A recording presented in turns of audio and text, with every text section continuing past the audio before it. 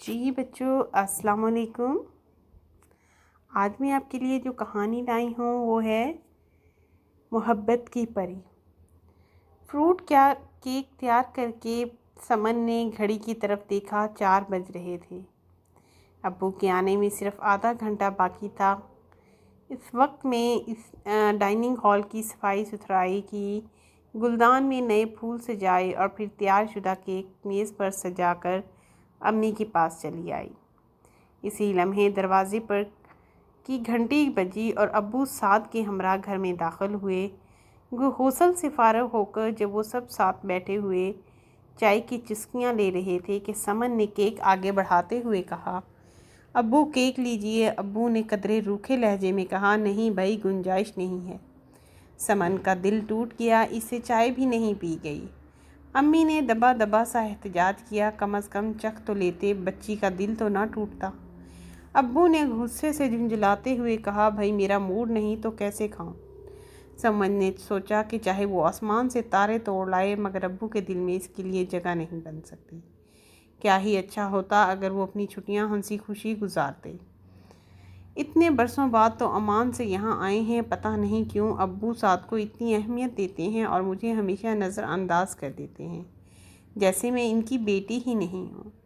ہفتے کے روز ابو بازار سے شاپنگ کر کے گھر لوٹے تو بہت تھکے ہوئے تھے۔ سمر دوڑ کر ان کے قریب گئی اور ان کے جوتے اتار کر صاف کرنے لگی۔ ابو نے پیر پیچھے کرتے ہوئے کہا، رہنے دو، میں خود اتارنے لگی۔ ابو نے پیر پیچھے کرتے ہوئے کہا، نہیں رہنے دو، میں خود اتار لوں گا جوتا۔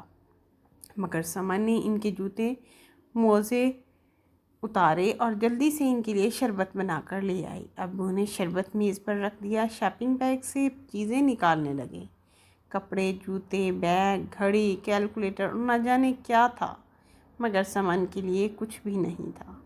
امی نے آہستہ سے پوچھا، سمن کے لیے کچھ نہیں لائے؟ ابو نے روکھا سا جواب دیا، نہیں، بھول گیا، تم لے آنا۔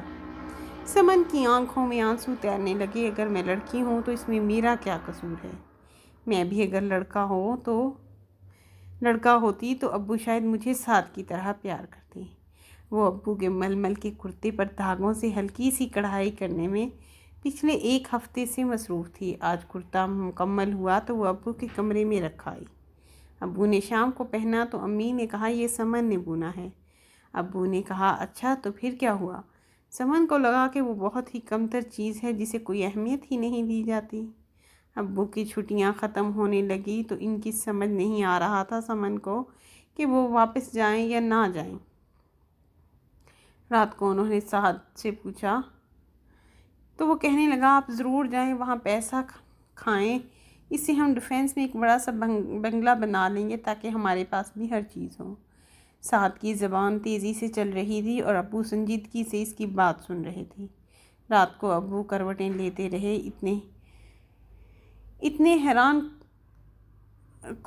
اتنے میں ان کو لگا کہ سعد کسی سے بات کر رہا ہے۔ وہ قریب گئے تو دیکھا کہ وہ امی سے کہہ رہا تھا، آخر ابو نے ہمیں دیا کیا ہے، میں ماموں کے پاس امریکہ جانا چاہتا ہوں تاکہ پیسے کماؤں۔ ابو سے کہیں کہ چاہے کسی سے قرض لیں اور مجھے ماموں کے پاس بھیجیں۔ سعد کی سوچ اور اس کے بولنے کا انداز ابو کا دل توڑنے کے لیے کافی تھا۔ وہ اپنے کمرے میں آ گئے تو انہوں نے میز پر ایک لفافہ دیکھا، اسے اٹھایا تو اس کے اندر ایک خط تھا جو انہوں نے پڑھنا شروع کیا تو پڑھتے چلے گئے۔ پیارے ابو، آپ نے مجھ سے پوچھا نہیں مگر میں اپنی رائے دینا چاہوں گا کہ آپ پلیز باہر نہ جائیں۔ آپ بہت کمزور ہو گئے ہیں اور ہم آپ کے بغیر نہیں رہ سکتے۔ آپ سعد کی رائے کو اولویت دیں گے مگر میری بات پر غور کیجیے گا، ہمیں پیسے کی ضرورت نہیں۔ پیسے کی نہیں بلکہ آپ کی ضرورت ہے، فقط آپ کی بیٹی سمن کا نام انہوں نے کئی بار پڑھا، پھر ان کو اپنا رویہ یاد آنے لگا، ان کی آنکھوں میں آنسو تیرنے لگے۔ وہ بے اختیار سمن کے کمرے کی طرف چل پڑے۔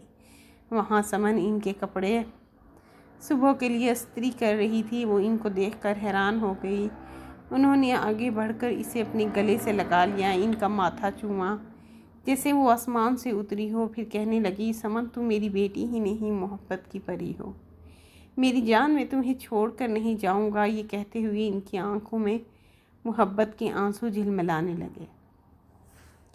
جی بچوں، میرے چینل کو سبسکرائب کرنا ہرگز مت بھولیں، اور میری ویڈیو کو لائک کریں، کمنٹ سیکشن میں مجھے بتائیں، بیل آئیکن